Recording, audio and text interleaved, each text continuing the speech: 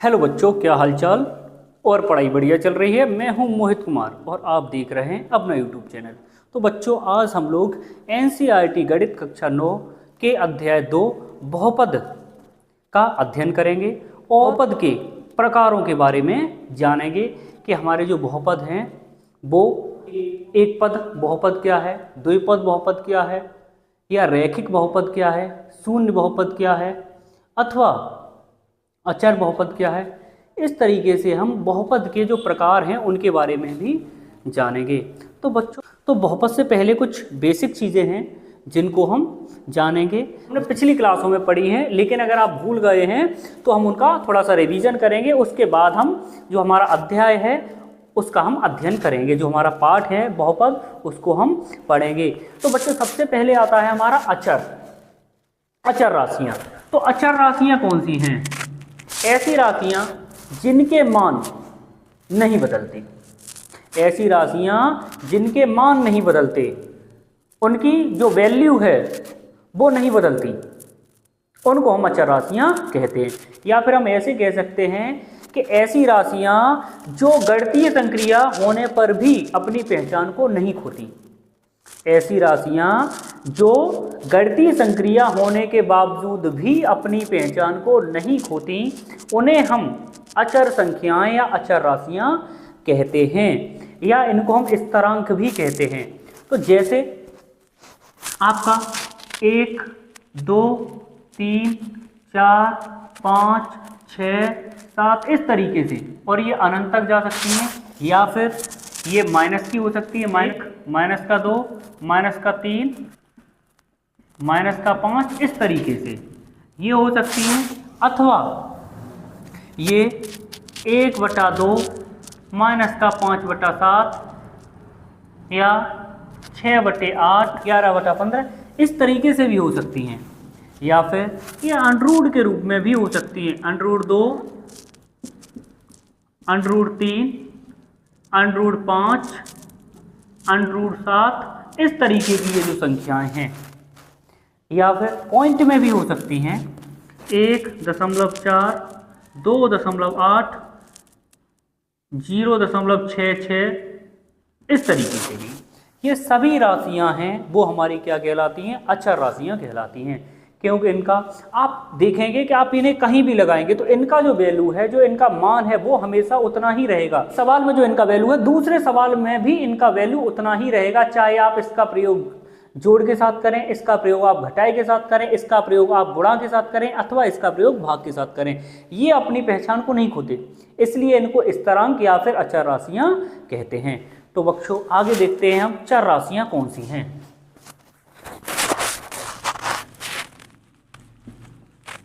चर, तो चर राशियां कौन सी हैं बच्चों? ऐसी राशियां जिनके मान बदलते रहते हैं, जिनके मान बदलते रहते हैं वो हमारी चर राशियां कहलाती हैं। जैसे आपका A, B, C, D, E इस तरीके से जो वो पूरी हमारी जो भी अक्षर इसके इंग्लिश अल्फाबेट के जो भी हम प्रयोग कर रहे होते हैं वो सब हमारी चर राशियां कहलाती हैं। अंग्रेजी वर्णमाला के जो भी अक्षर रहते हैं वो हमारी सब क्या चर राशियां कहलाती हैं, क्योंकि इनके मान क्या होते हैं? हमेशा बदलते रहते हैं। आप देखेंगे कि एक सवाल में एक ही जगह हम 5 रख रहे हैं, तो दूसरे सवाल में हो सकता है एक ही जगह 10 रखा जाए, और ऐसा भी हो सकता है m की जगह 5 रख रहे हैं तो दूसरे m की जगह -5 रखा जाए। तो इनके जो मान हैं, इनके कोई भी मान निश्चित नहीं होते, इनके मान हमेशा बदलते रहते हैं, सवाल में मान बदलते हैं, इसलिए हम इनको क्या कहते हैं? चर राशियां कहते हैं। इनको हम बीजीय अंक भी कहते हैं, या फिर हम इनको अक्षर संख्याएं भी कहते हैं। तो बच्चों, ये जो अक्षर संख्याएं हैं, ये इनके मान हमेशा क्या होता है? बदलते रहते हैं। तो ये सब अक्षर संख्याएं हैं वो आपकी क्या कहलाती हैं? चर कहलाती है, वेरिएबल कहलाती है। और आपकी इसके बाद जो है वो है आपकी गणितीय संक्रियाएं। गणितीय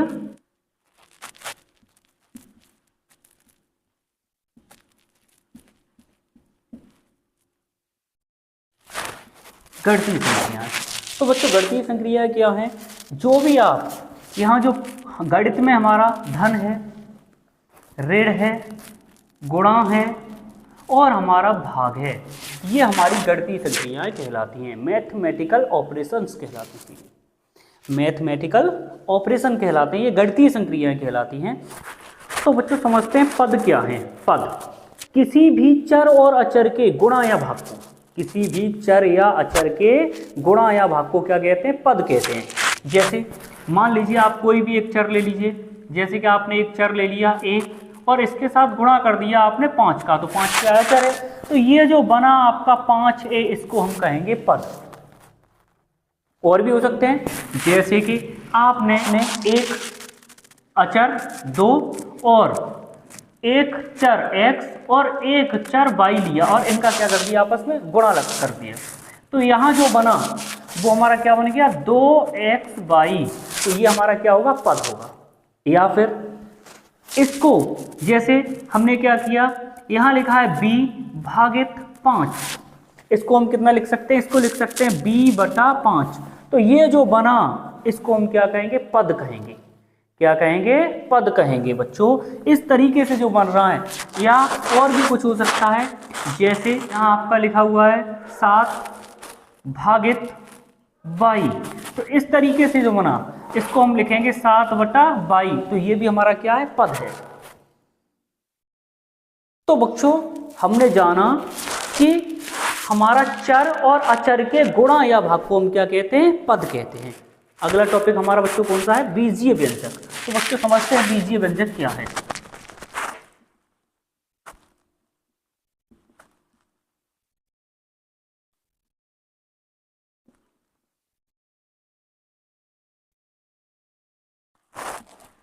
बीजीय व्यंजक, तो बच्चों बीजीय व्यंजक जो हमारे चर और अचर और गणितीय संक्रियाओं के संयोजन को हम क्या कहते हैं? बीजीय व्यंजक कहते हैं। मतलब क्या हुआ, हम अगर कोई भी चर ले लें और अचर ले लें और उसके साथ कोई भी हम गणितीय संक्रिया कर दें, उसके साथ हम क्या करें? गणितीय संक्रिया कर दें, तो फिर हमारा क्या प्राप्त होगा? हमें प्राप्त हो जाएगा बीजीय व्यंजक। या फिर बच्चों हम ऐसे भी कह सकते हैं कि 2 या 2 से अधिक पदों को जोड़ने अथवा घटाने पर बना बीजीय कथन हमारा बीजीय व्यंजक कहलाता है। 2 या 2 से अधिक पदों को जोड़ने या घटाने पर बना बीजीय कथन बीजीय व्यंजक कहलाता है। इसके अलावा हम ऐसे भी कह सकते हैं कि बीजीय व्यंजक एक व्यंजक है जिसमें चर, अचर, गणितीय संक्रियाएं और घातांक शामिल होते हैं। तो बच्चों समझते हैं, जैसे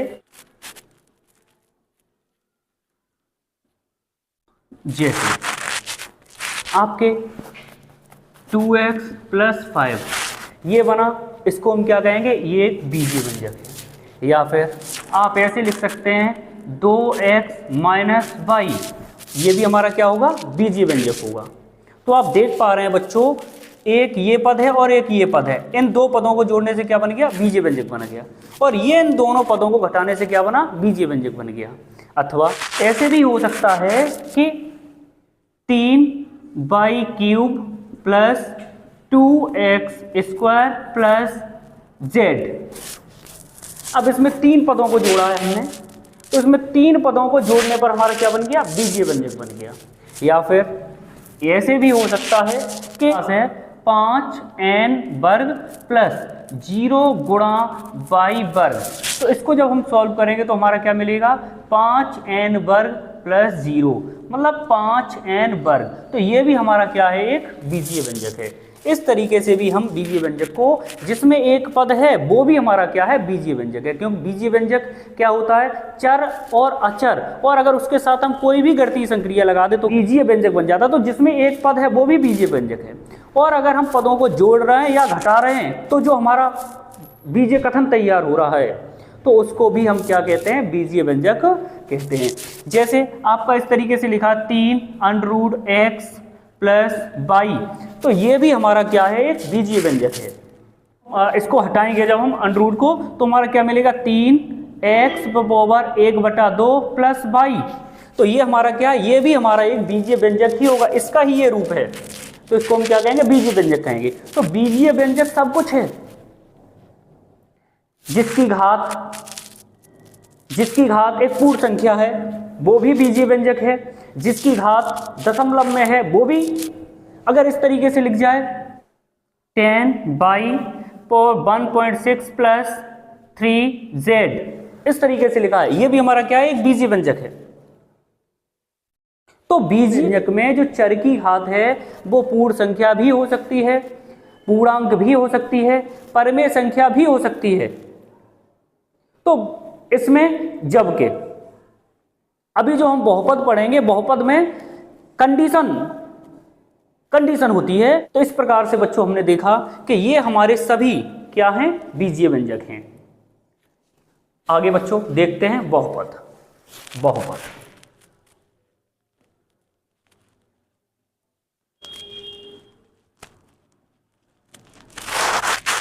तो बच्चों बहुपद क्या है, ऐसा बीजीय व्यंजक जिसके चर की घात एक पूर्ण संख्या हो, वो हमारा बहुपद कहलाता है।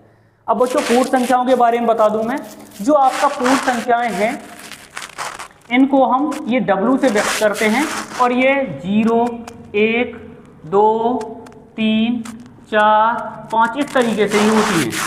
और ये कहाँ तक होती है, अनंत तक होती हैं। कहाँ तक होती हैं, अनंत तक होती हैं। तो कोई भी बीजीय व्यंजक, जो भी आपका एक बीजीय व्यंजक है और उसमें चर की घात अगर एक पूर्ण संख्या है, तो वो हमारा क्या बन जाता है, बहुपद बन जाता है। क्या बन जाता है, बहुपद बन जाता है। जैसे मैं लिख रहा हूं यहां 5x² प्लस वाई। हम देख पा रहे हैं यहां चर की जो घात है इसकी 5x² प्लस वाई, इसमें ये जो हमारा पद है 5x², इसमें जो चर है वो हमारा x है, और x की घात कितनी है, 2 है। और इधर ये आपका y, तो y भी हमारा एक चर है, और इसकी घात कितनी है, 1 नहीं है, तो हम क्या करते हैं, 1 मानते हैं, 1 मानी जाएगी। तो यहां हम देख पा रहे हैं दोनों ही जो संख्याएं हैं आपकी 2 और 1, वो क्या है, पूर्ण संख्याएं हैं, इसलिए ये हमारा क्या हो जाएगा, बहुपद हो जाएगा। जबकि दूसरा इस तरीके से लिखा हुआ है, मान लीजिए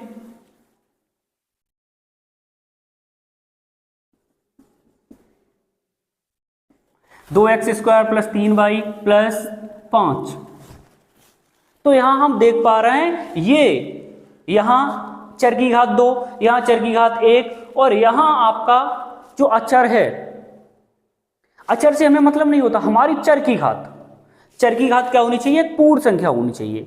तो हमारी यहां हम देख पा रहे हैं दोनों ही चर की घात है वो क्या है, पूर्ण संख्या है, तो ये भी हमारा क्या हो जाएगा, बहुपद हो जाएगा। ये भी हमारा क्या होगा, बहुपद होगा। तो बच्चों बहुपद आपके कई प्रकार के होते हैं, जैसे कि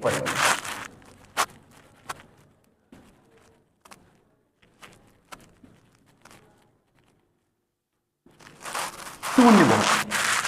तो ये हमारा शून्य बहुपद क्या है, ऐसा बहुपद जिसके पदों के गुणांक क्या होते हैं, शून्य होते हैं। प्रत्येक पद का गुणांक क्या होगा, शून्य होगा, उसको हम क्या कहते हैं, शून्य बहुपद कहते हैं। जैसे 0 गुणा y², तो यहां हम देख पा रहे हैं कि ये हमारा क्या होगा, 0 के साथ y² का गुणा होगा, तो ये क्या बन जाएगा, 0 बन जाएगा। यहां मान लीजिए आपका ऐसे हो सकता है 0 गुणा, और यहां m³, तो ये क्या बनेगा हमारा, ये बन जाएगा हमारा फिर 0 हो जाएगा। तो आपका कोई भी बहुपद 0 गुणा y² प्लस 0 गुणा x, 0 गुणा y² प्लस 0 गुणा x, इस तरीके से। तो ये आपका इसमें देखो, ये भी आपका 0 है, ये भी आपका क्या हो जाएगा, 0 हो जाएगा। तो यहाँ कुल मिला के क्या आ जाएगा, 0 आ जाएगा। 0 गुणा x² बराबर क्या आया, 0। तो ये हमारा क्या है, शून्य बहुपद है। या फिर उदाहरण के लिए हम कुछ और भी ले सकते हैं, जैसे 0 गुणा y प्लस 0, तो ये हमारा क्या है, एक शून्य बहुपद है। या हम ऐसे भी लिख सकते हैं 0 गुणा जेड स्क्वायर प्लस 0 गुणा वाई। तो इस तरीके से जो हमारे बन रहे हैं इनको हम क्या कहेंगे, शून्य बहुपद कहेंगे। इसका प्रत्येक गुणांक क्या होता है, गुणांक की अगर हम बात करें तो जो हमारे चर के साथ जिस अंक का हमारा गुणा हो रहा है वो अंक उस चर का गुणांक कहलाता है। जैसे मैं आपसे ये कहूं कि 5x स्क्वायर में x 5x स्क्वायर में x स्क्वायर का गुणांक,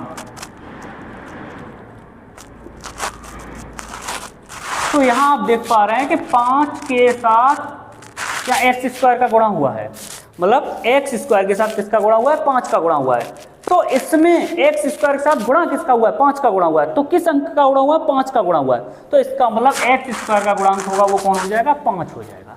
x स्क्वायर का गुणांक कौन हो जाएगा, 5 हो जाएगा। ऐसे ही गुणांक जो होते हैं मतलब चर के साथ जिस संख्या का गुणा होता है वो उस चर का क्या कहलाता है, गुणांक कहलाता है। तो बच्चों इस तरीके से जो आपके हैं ये क्या कहलाते हैं, शून्य बहुपद कहलाते हैं।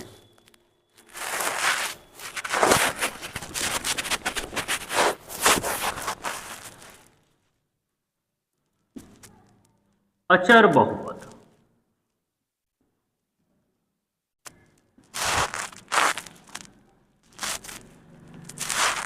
तो बच्चों समझते हैं अचर बहुपद क्या है। ऐसा बहुपद जिसमें एक अशून्य अचर होता है अचर बहुपद कहलाता है, तथा इसके प्रत्येक चर की जो घात होती है वो क्या होती है, शून्य होती है। उसको हम क्या कहते हैं, अचर बहुपद कहते हैं। जैसे 5 गुणा x पावर 0, इसको हम क्या लिखेंगे, 5 गुणा इसका जिसपे 0 पावर होता है, जिसपे भी किसी भी संख्या पर जब 0 पावर होता है तो उसका मान 1 होता है। तो इसका मान कितना आएगा, 1, और इसका उत्तर आ जाएगा 5। तो ये जो 5 है वो क्या हमारा अचर बहुपद हो जाएगा। 3 गुणा y पे पावर 0, तो यहां देख पा रहे हैं ये कितना बना हमारा, 3 गुणा 1, और ये बन जाएगा हमारा 3। तो ये हमारा क्या होगा, एक अचर बहुपद होगा। यही √5 गुणा जेड पावर 0, तो इसको लिखेंगे √5 गुणा 1, और इसका उत्तर आएगा √5। तो ये भी बच्चों हमारा क्या होगा, एक अचर बहुपद होगा। तो इस तरीके से हम समझ सकते हैं कि हमारा अचर बहुपद क्या होता है। तो बच्चों अगला जो आपका है बहुपद, एक पद बहुपद।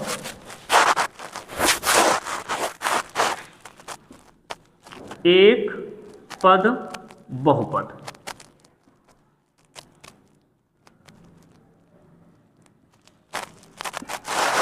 तो देखते हैं बच्चों एक पद बहुपद क्या है। ऐसा बहुपद जिसमें केवल एक ही पद होता है उसको हम क्या कहते हैं, एक पद बहुपद कहते हैं। जैसे 2x y, या फिर 5y स्क्वायर, या फिर x पावर 100, इस तरीके से उसमें आपका एक ही पद होगा, उसको हम क्या कहेंगे, एक पद बहुपद कहेंगे। और होता है आपका अगला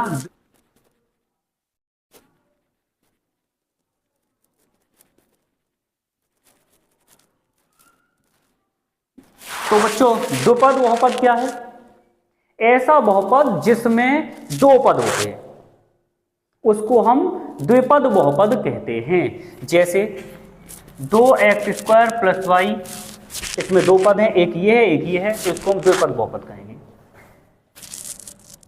3z स्क्वायर प्लस 4, तो ये भी हमारा क्या है, द्विपद बहुपद है। या फिर x/3 प्लस 4, ये भी हमारा कितना है, द्विपद बहुपद है। इसमें एक पद ये है और एक पद ये है, तो इसको हम क्या कहेंगे, द्विपद बहुपद कहेंगे। इस तरीके के जो बहुपद रहते हैं इनको हम क्या कहते हैं, द्विपद बहुपद कहते हैं। त्रिपद बहुपद क्या होता है,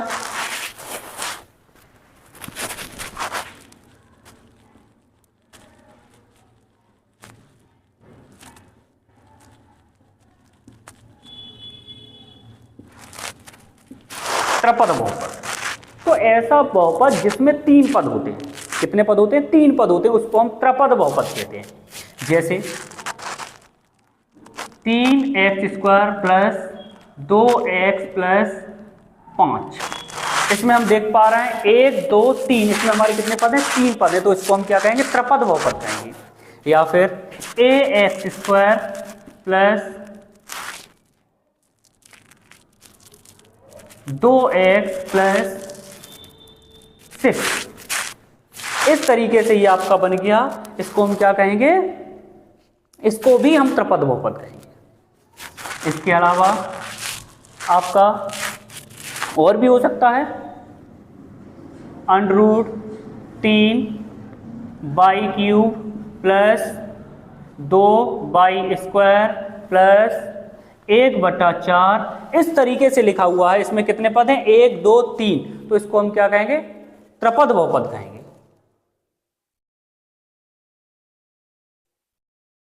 इसको हम क्या कहेंगे? त्रिपद बहुपद कहेंगे। तो इस तरीके से जिसमें 3 पद होंगे उसको हम क्या कहेंगे? त्रिपद बहुपद कहेंगे। तो बच्चों अगला देखते हैं, रैखिक बहुपद हमारा क्या है? रैखिक बहुपद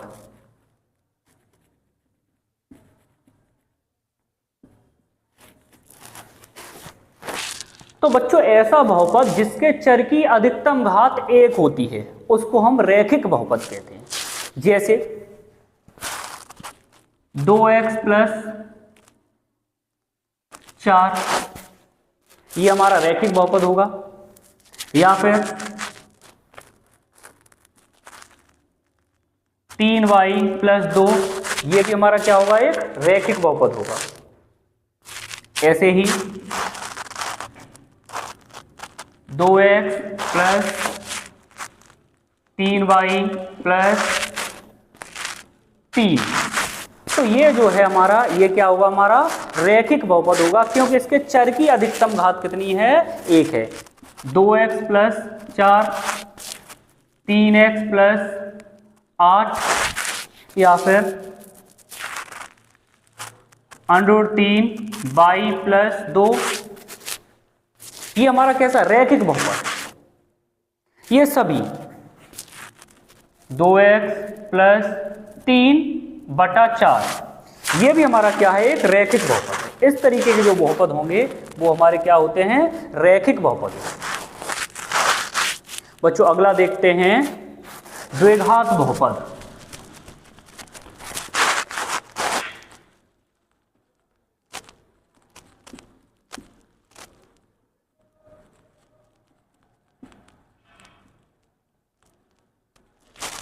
तो बच्चों देखते हैं द्विघात बहुपद क्या है। तो ऐसा बहुपद जिसके चर की अधिकतम घात 2 होती है उसको हम द्विघात बहुपद कहते हैं।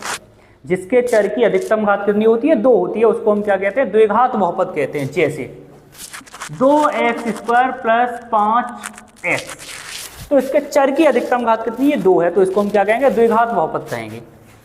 या 3y² प्लस 5x प्लस 2, इसको भी हम क्या कहेंगे? द्विघात बहुपद कहेंगे, क्योंकि इसके चर की अधिकतम घात कितनी है? इसके चर की अधिकतम घात कितनी है? 2 है, तो इसको हम क्या कहेंगे? द्विघात बहुपद कहेंगे। या फिर 5y² प्लस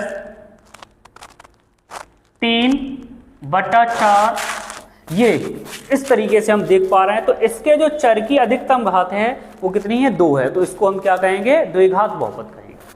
तो बच्चों अगला है हमारा त्रिघात बहुपद।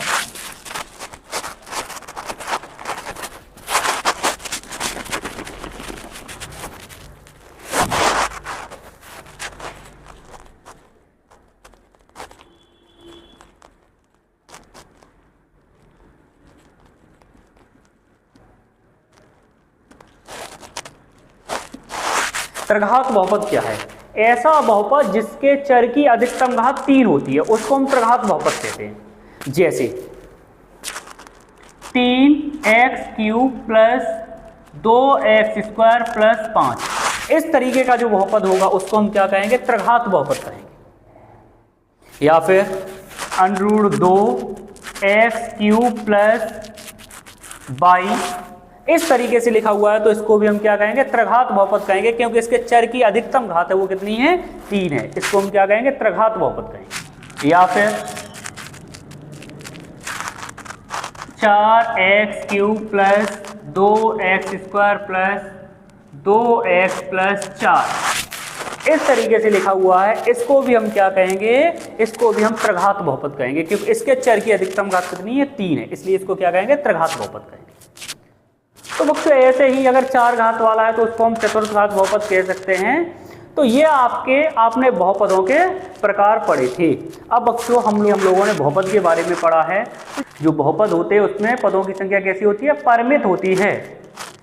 ऐसा नहीं है कि वो अपरिमित होगा, हमेशा बहुपद में पदों की जो संख्या होती है वो कैसी होती है, परिमित होती है। शून्य जो होता है वो न तो हमारा एक पद होता है न द्विपद होता है। इसके साथ साथ जो हमारा शून्य बहुपद होता है उसकी घात है वो परिभाषित नहीं होती। जो शून्य बहुपद है उसकी घात है वो परिभाषित नहीं होती। तो आगे जो हमारी अभ्यास दी गई है उसको हम बहुत ही सरलता से करेंगे। तो बच्चों करते हैं स्टार्ट। अभ्यास 2.1 प्रश्नावली का जो पहला सवाल है वो आपका दिया गया है, निम्नलिखित व्यंजकों में कौन कौन एक चर में बहुपद हैं और कौन कौन नहीं है। कार्ड के साथ अपने उत्तर दीजिए। तो पहला जो आपका दिया गया है क्वेश्चन संख्या 1 का पहला, वो आपका दिया गया है 4x² माइनस 3x धन 7।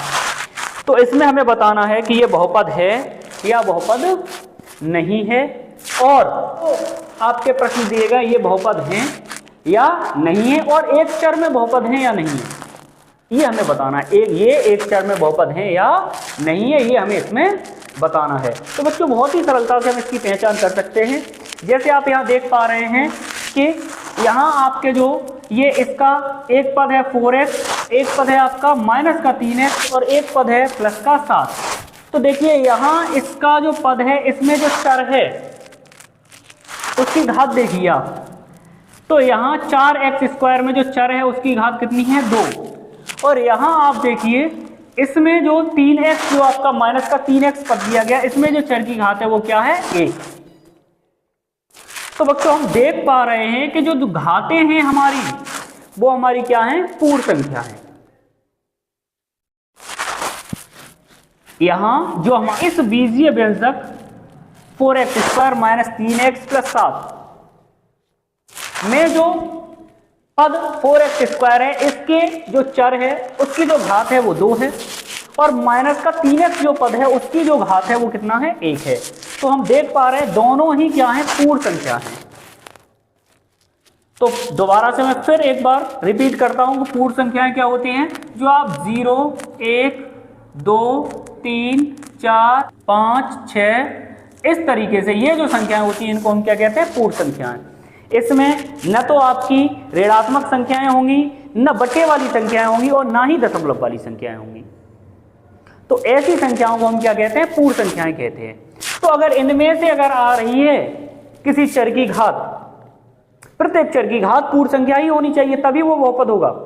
और अगर पूर्ण संख्या नहीं है, एक भी चर ऐसा हो गया जिसकी घात पूर्ण संख्या नहीं है, तो फिर वो हमारा व्यंजक जो आपका दिया गया है, जो बीजीय व्यंजक दिया गया, वो पूरा ही हमारा बहुपद नहीं होता।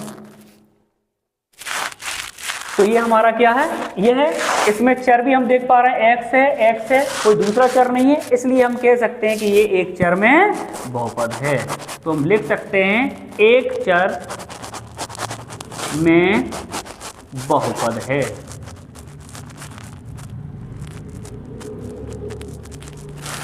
क्यों? तो कार्ड मैंने बता दिया, क्योंकि यहाँ चर की जो घातें हैं वो पूर्ण संख्या हैं और हमारा एक चर है, इसलिए हम इसको लिख सकते हैं कि वो एक चर में बहुपद है। दूसरा जो आपका दिया गया है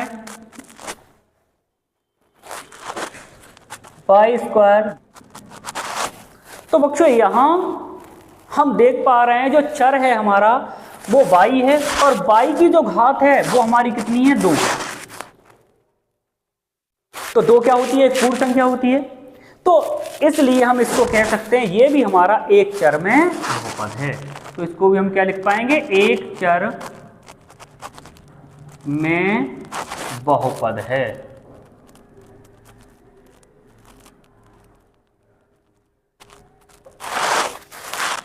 एक चर में बहुपद है। ऐसे ही तीसरा जो खंड आपका दिया गया है उसमें कहा गया है 3√t धन t√2। तो यहां हम देखेंगे कि ये जो बीजीय व्यंजक आपका दिया गया है 3√t धन t√2, इसमें जो t है जब हम अंडूर हटाएंगे तो t पे पावर 1/2 आएगा धन t√2। तो यहां हम देख पा रहे हैं कि ये जो बीजीय व्यंजक है इसका जो पद है 3√t, और इसको जब हम अंडूर को हटाएंगे तो पावर क्या आ जाएगा 1/2 आ जाएगा। तो यहाँ 3√t पे पावर 1/2 आ रहा है। जहाँ अगर हम घातों को देखें तो यहाँ इसकी घात कितनी है 1/2 और इस पद की घात है वो कितनी है 1। तो हम जानते हैं कि बहुपद हमारा वह बीजीय व्यंजक बहुपद कहलाता है जिसकी चर की जो घात है वो क्या हो, पूर्ण संख्या हो, इनमें से होनी चाहिए। और ये हम देख पा रहे हैं ये बटे के रूप की आ गई, तो फिर ये हमारा क्या है, बहुपद नहीं है। तो हम लिखेंगे ये है बहुपद नहीं है,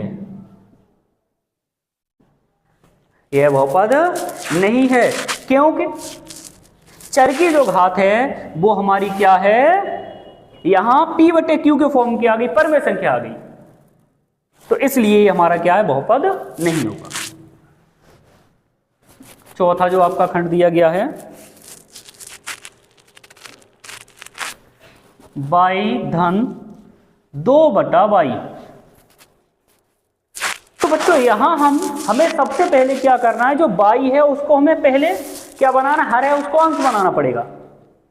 उसके बाद हम ये देख पाएंगे कि ये बहुपद है या नहीं है। जो हमारा बीजीय व्यंजक y प्लस 2/y दिया गया है, इसमें हमें क्या करना पड़ेगा, y को पहले अंश बनाना पड़ेगा।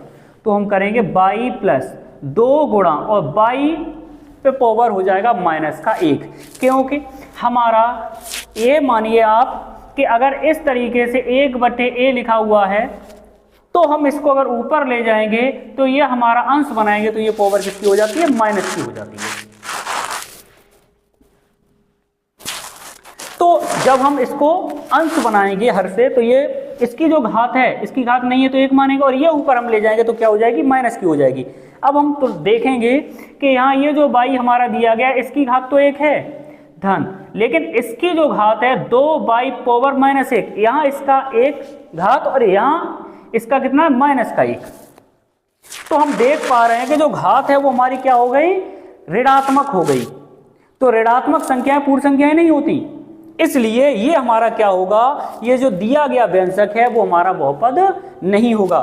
क्यों नहीं होगा, क्योंकि इसकी जो घात है, y की जो घात है वो कैसी है, ऋणात्मक है। मैंने आपको बताया कि एक भी अगर आपका किसी भी पद की जो घात है वो अगर ऋणात्मक हो गई तो फिर वो बहुपद नहीं होता, इसलिए ये हमारा क्या है, बहुपद नहीं होगा। यह है बहुपद नहीं है।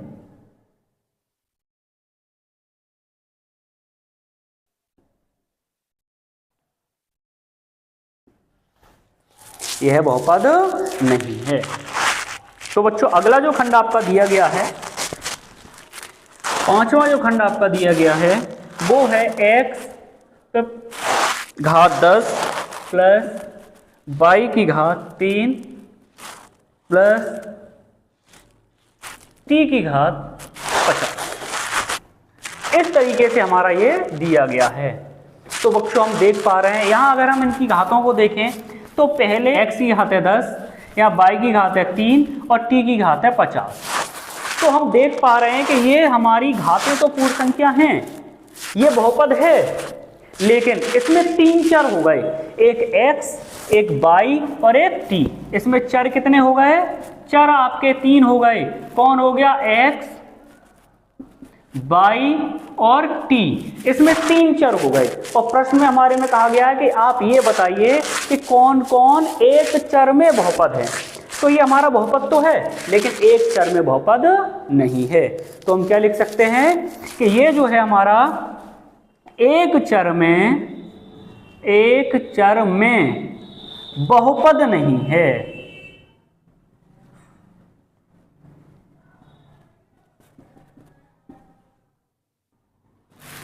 बहुपद है,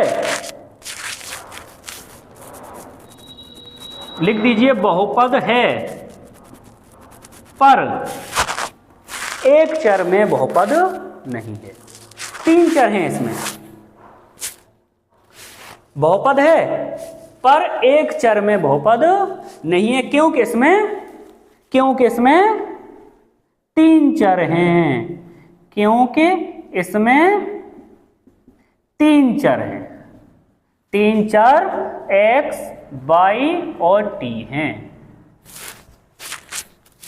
इसलिए हमारा एक चर में बहुपद नहीं होगा। बहुपद तो है लेकिन एक चर में बहुपद नहीं है। प्रश्न 2 में निम्न जो 2 दिया गया उसमें कहा गया है कि निम्नलिखित में से प्रत्येक में x स्क्वायर का गुणांक लिखिए। तो बच्चों जो पहला आपका दिया गया है वो है आपका 2 धन x स्क्वायर धन x। तो बच्चों हम यहाँ देख पा रहे हैं कि जैसे हमारा यहाँ देखें हम यहाँ x स्क्वायर का गुणांक पूछा गया, तो x स्क्वायर कहाँ है, यहाँ है x स्क्वायर। ये इस x स्क्वायर में आप देखिए कि अगर हम एक के साथ x स्क्वायर का गुणांक करें तब भी तो उत्तर हमारा x स्क्वायर ही आएगा। तो जहां किसी भी चर का गुणांक नहीं है तो वहां 1 माना जाएगा। तो यहां हम क्या करेंगे, इसका गुणांक कितना हो गया, 1 हो गया। तो यहां इसका जो उत्तर है वो हमारा कितना आ जाएगा, 1 आ जाएगा, क्योंकि हम देख पा रहे हैं कि यहाँ एक्स स्क्वायर के साथ अगर हम 1 का गुणा करें तब भी हमारा एक्स स्क्वायर ही आता है। तो इसका मतलब यहाँ जो एक्स स्क्वायर का गुणांक है वो कितना हो जाएगा, 1 हो जाएगा। ऐसे ही आपका दूसरा खंड दिया गया है और उसमें 2 ऋण एक्स स्क्वायर धन एक्स क्यूब इस तरीके से दिया गया है। तो यहां देख पा रहे हैं हम कि ये जो एक्स स्क्वायर है अगर हम -1 के साथ एक्स स्क्वायर का गुणा कर दें तो उत्तर हमारा माइनस का एक्स स्क्वायर मिल जाएगा। तो एक्स स्क्वायर के साथ गुणा किसका हुआ, -1 का। तो यहाँ एक्स स्क्वायर का गुणांक कितना हो जाएगा, -1 हो जाएगा। तो यहाँ एक्स स्क्वायर गुणांक कितना हो जाएगा, -1 हो जाएगा। तो बच्चों तीसरा जो आपका दिया गया है, तीसरा खंड दिया गया है वो आपका π/2 एक्स स्क्वायर प्लस एक्स। तो बच्चों यहां हम देख पा रहे हैं कि इसमें इस पद में एक्स स्क्वायर के साथ गुणा किसका हुआ है। अगर हम इसको देखें तो ये π/2 गुणा एक्स स्क्वायर, तो ये हमारा आता है π/2 एक्स स्क्वायर। तो इस एक्स स्क्वायर के साथ गुणा किसका हुआ है, π/2 का। तो यहां इसका गुणांक एक्स स्क्वायर गुणांक क्या हो जाएगा, π/2। तो ये हमारा इसका उत्तर हो जाएगा। तो बच्चों कितनी सरलता से हम लोगों ने ये इसके 3 खंड हैं उनको कर लिया। चौथा खंड आपका और दिया गया है, इस तरीके से दिया गया है √2x ऋण 1। अब यहाँ हम देख पा रहे हैं जो हमारा ये पद है इसमें चर जो दिया है वो x दिया है और गुणांक पूछा जा रहा है एक्स स्क्वायर का। अब एक्स स्क्वायर ही नहीं है तो फिर हमारा गुणांक कहां से होगा। जब हमारे पास एक्स स्क्वायर ही नहीं है तो उसका गुणांक कहां से आया। तो इसलिए इसका जो उत्तर है वो होगा, इसका कोई भी गुणांक नहीं होगा। तो इसका जो गुणांक है वो क्या हो जाएगा, 0 हो जाएगा।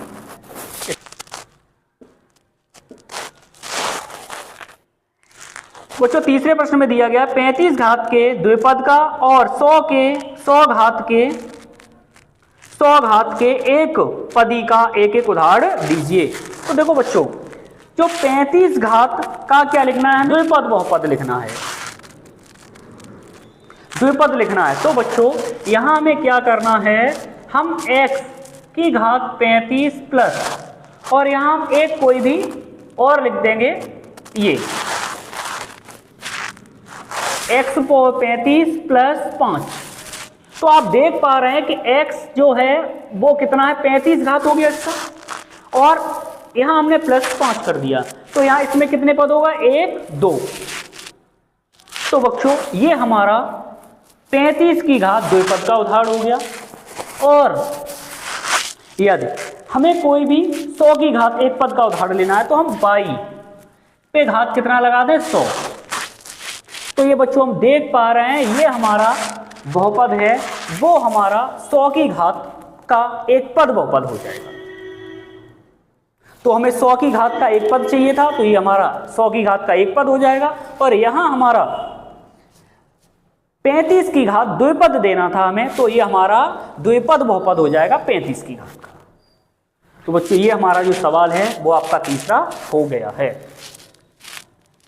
चौथा प्रश्न आपका दिया गया है, निम्नलिखित बहुपदों में से प्रत्येक बहुपद की घात लिखिए। आपका पूछा गया है कि जो बहुपद दिए गए हैं उनमें प्रत्येक बहुपद की क्या लिखना है, घात लिखना है। तो बच्चों पहला बहुपद हमारा दिया गया है 5x³ प्लस 4x² प्लस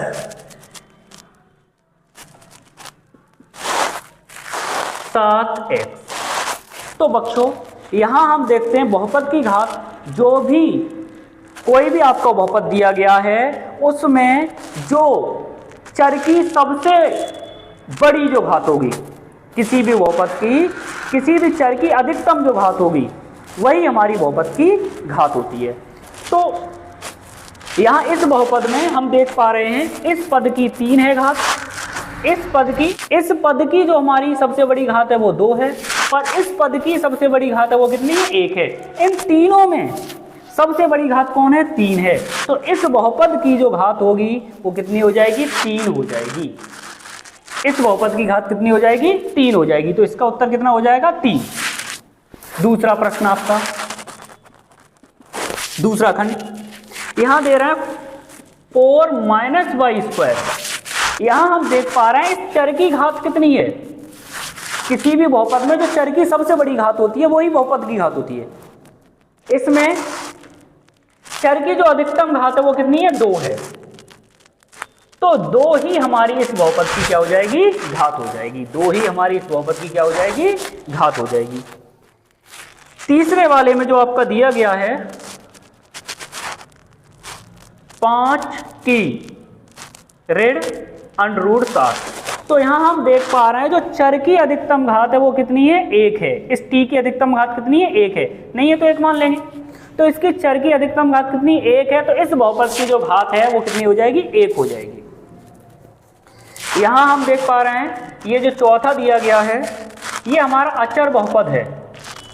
और हम जानते हैं अचर बहुपद में मैंने क्या बताया, जो चर होते हैं उसकी जो घात होती है, प्रत्येक चर की घात होती है वो क्या होती है, 0 होती है। तो इसकी जो घात होगी वो क्या होगी, 0 हो जाएगी। बच्चों क्या हो जाएगी, 0 हो जाएगी। क्योंकि अगर आप देखेंगे 3 × x⁻0 तभी आपका क्या आएगा, 3 × 1, और इसको हम कितना लिख सकते हैं, 3। तो हम देख पा रहे हैं यहाँ और भी हो सकता है, बाई हो सकता है, y/0। तो यहाँ इसकी अधिकतम घात जो अचर बहुपद होता है उसमें प्रत्येक चर की घात क्या होती है, 0 होती है। इसलिए इस बहुपद की घात कितनी हो जाएगी, 0 हो जाएगी। प्रश्न 5 में दिया गया है कि बताइए कि निम्नलिखित बहुपदों में कौन कौन बहुपद रैखिक हैं, कौन कौन द्विघाती हैं और कौन कौन त्रिघाती हैं। तो बच्चों पहला देखते हैं x² धन x। तो यहां बच्चों हम देख पा रहे हैं कि यहाँ x की जो घात है वो कितनी है, 2 है, और इस x की घात कितनी है, 1 है। तो बच्चों इसकी अधिकतम घात कितनी है, x की 2 है। तो ऐसा बहुपद जिसके चर की अधिकतम घात कितनी होती है, 2 होती है, वो कैसा होता है, द्विघाती होता है। तो इसलिए कैसा हो जाएगा, द्विघाती हो जाएगा आपका, द्विघाती बहुपद। ये हमारा क्या होगा, द्विघाती बहुपद होगा।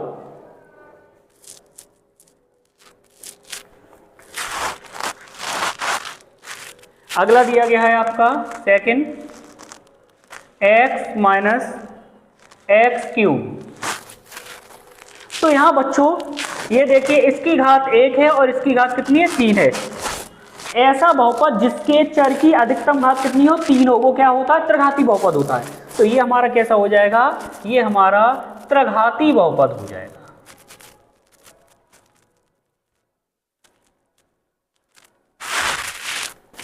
तीसरा खंड आपका दिया गया है y धन y स्क्वायर धन 4। तो यहाँ हम देख पा रहे हैं इसकी घात 1 है और इसकी घात कितनी है 2 है। और इस तो यहाँ देखिए ऐसा बहुपद जिसके चर की अधिकतम घात कितनी हो 2, वो कैसा होता है द्विघाती बहुपद होता है। तो यहाँ देखिए 2 आ गई है इसकी घात अधिकतम, तो इसको हम क्या कहेंगे द्विघाती बहुपद।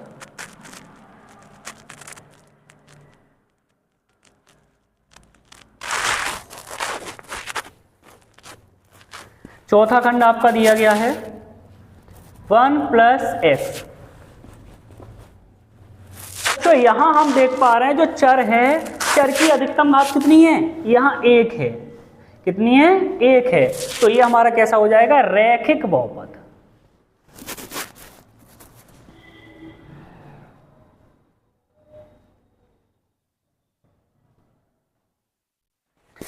इस बहुपद में हमारी चर की अधिकतम घात 2 थी, तो इसलिए द्विघात बहुपद हो गया। इसमें हमारी चर की अधिकतम घात कितनी थी 3 थी, तो ये त्रिघात बहुपद हो गया। यहाँ चर की अधिकतम घात कितनी है 2 है, तो ये द्विघात बहुपद हो गया।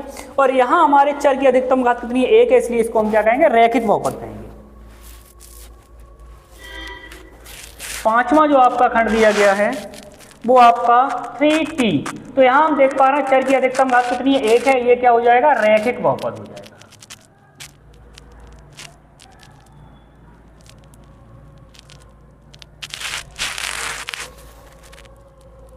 छठा जो आपका दिया गया है वो आपका r स्क्वायर दिया गया है। तो यहाँ इस r की अधिकतम घात कितनी है 2 है, तो ये कैसा हो जाएगा द्विघात बहुपद हो जाएगा।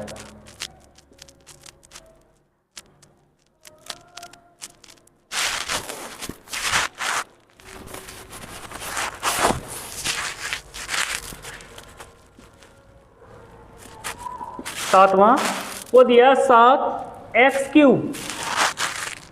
तो यहां हम देख पा रहे हैं चर की अधिकतम घात कितनी है 3 है, अर्थात ये क्या हो जाएगा त्रिघात बहुपद हो जाएगा आपका।